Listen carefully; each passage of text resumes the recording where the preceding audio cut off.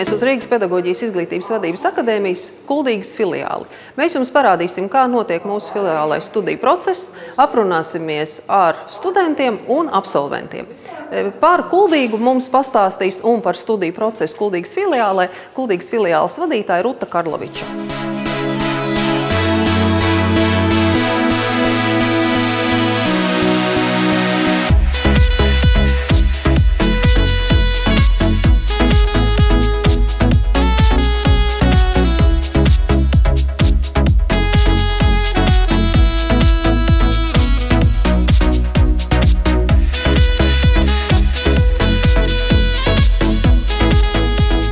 Esiet sveicināti vienā no viskaistākajām Latvijas pilsētām Kuldīgā.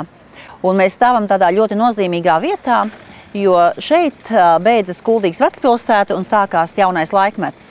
Un kā laikmeta šķirtņu zīme ir tieši Hercoga Jēkaba šī te, varētu teikt, robeža zīme, kuru veidojas Gļebas Pantaļievs, un ļoti interesanti šī zīme savieno šos divus laikmetus.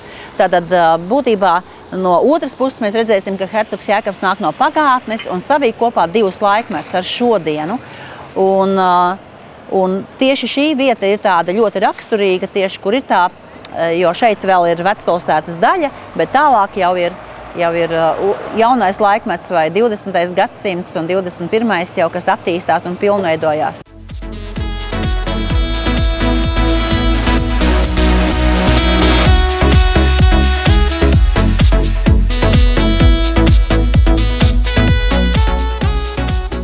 Hercoga Jēkaba simboli tādi dažādi ir arī atspoguļot vai pareizāk sakot, dzīvo arī šodien Gājai ielā, kas ir Liepājas iela, un kaut vai šie te puķu poti, tās ir tā kā simboliski Hercoga Jēkaba lādes, kuras ir piepildītas ar brīnišķīgām bagātībām. Bet Liepājas iela arī ir tāda ļoti raksturīga ar to, ka viņi savieno divus pilsētas laukumus. Tātad, tas ir pilsētas laukums, kas ir 20. gadsimtā būvēts, un mēs pa Liepājas ielu ejot uz leju, mēs nonāksim līdz Rāts laukumam, līdz vecpilsētas sirdī.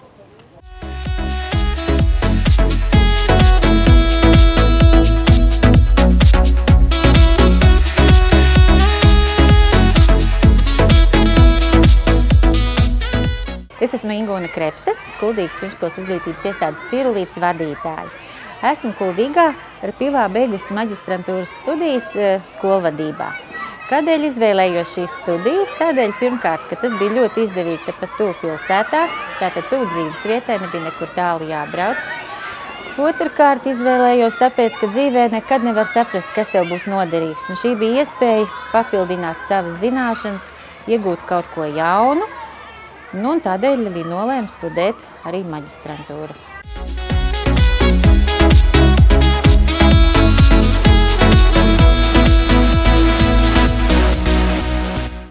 Mani sauc Santa Čestere. Kuldīgas Pivas filiālē izvēlējos mācīties par pirmskolas un sākumskolas skolotāju. Izvēlējos mācīties tāpēc, ka ir vieglāk apvienot gan ģimenes dzīvi ar skolu, un patika tas, ka bija lekcijas tikai ceturtdienās, un 4. kursā arī sāku strādāt. Varēja apvienot skolu ar darbu, jo ar kolēģis varējām sarunāt, ka vienu dienu strādā viena, otru dienu otra strādājām.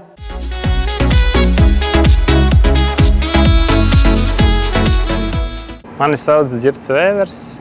Esmu šī uzņēmuma Sija Vēvers līdziepašnieks, valdes loceklis. Uzņēmums jau vairāk kā 17 gadus. Nodarbojamies ar koku materiāla ražošanu. Principā ir koka logu sagatavu ražošana.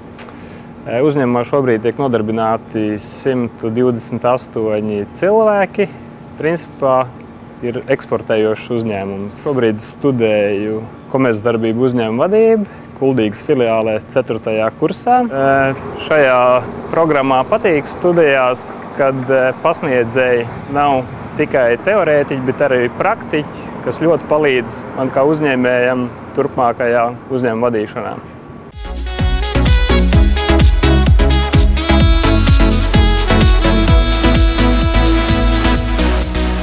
Es esmu Dace Cielava, Pelču pagasta un Snēpels pagasta pārvaldes vadītāja, un es studēju Rīgas pedagoģijas izglītības vadības akadēmijas 1. kursā cilvēku resursu vadībā.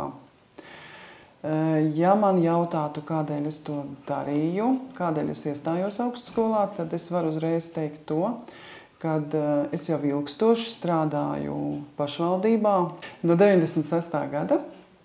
Un visus šos gadus strādājot, es nonākusi pie secinājuma, kad ļoti nepieciešams ir zināšanas tieši darbam ar cilvēkiem, darbam ar klientiem, ar lietvedību. Šīs zināšanas ir ļoti nepieciešamas, lai ar šo darbu ikdienā tiktu galā.